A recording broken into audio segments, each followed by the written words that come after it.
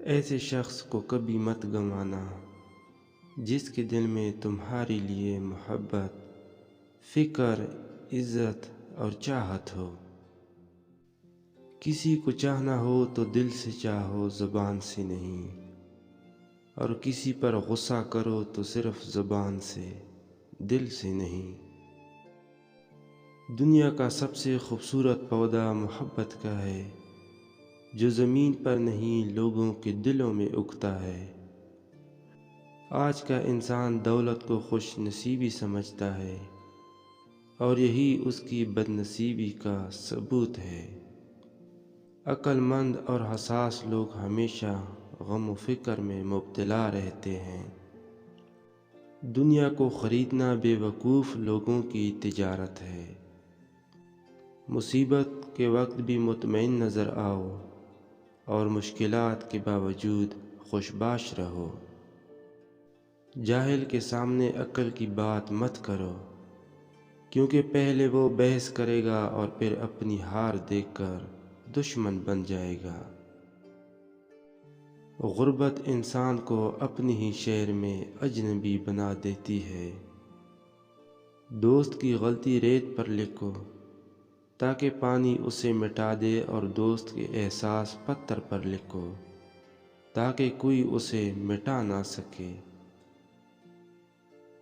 پرندہ اپنے پاؤں اور انسان اپنی زبان کی وجہ سے جال میں پھنستا ہے۔ گفتگو میں نرمی اختیار کرو، کیونکہ لہجے کا اثر الفاظ سے زیادہ ہوتا ہے۔ حضرت علی رضی اللہ تعالی عنہ نے فرمایا، ساری دنیا کے سارے لوگ تجھے اپنے فائدے کے لیے چاہتے ہیں، صرف تیرا رب ہی ہے جو تجھے تیرے فائدے کے لیے چاہتا ہے۔ شک کو اپنے اوپر غالب مت آنے دو، ورنہ تمہیں دنیا میں کوئی ہمدرد نہیں مل سکے گا۔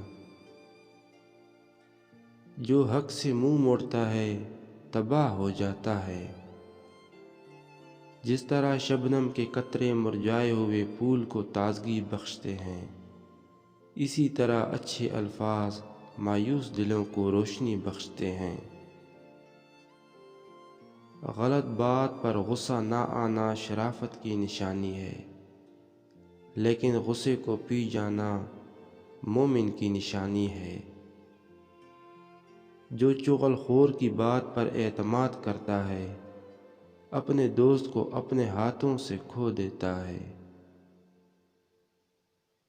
خدا سے جب بھی دعا مانگو تو مقدر مانگو، عقل نہیں، کیونکہ میں نے بہت سے عقل والوں کو مقدر والوں کے در پر دیکھا ہے۔